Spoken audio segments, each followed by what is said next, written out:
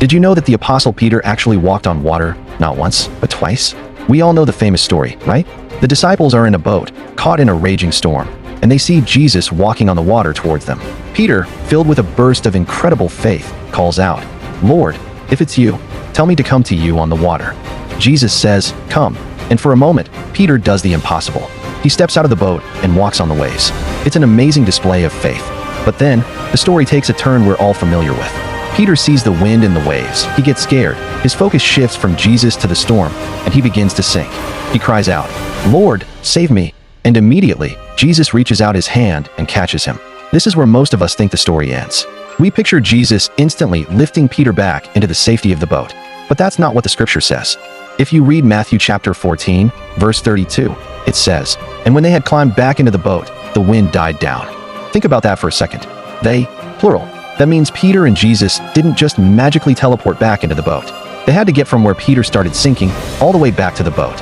How did they do that? They walked together. This is the second time Peter walked on water. The first time, he walked by faith, but he faltered in fear. The second time, he walked in grace, hand in hand with the one who controls the storm.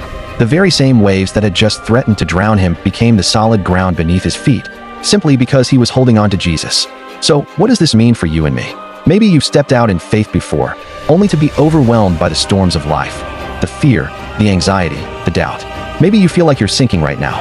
You tried, you failed, and you think it's over. But what if your storm isn't over yet?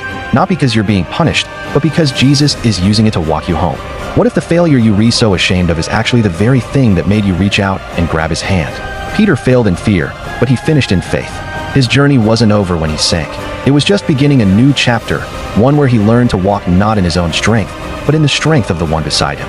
So if you feel like you're in the middle of the sea, and the boat seems so far away, don't despair. Look beside you. The same grace that caught you is the grace that will walk you through. You might have stumbled, but you're finishing this walk with him. Thank you so much for watching.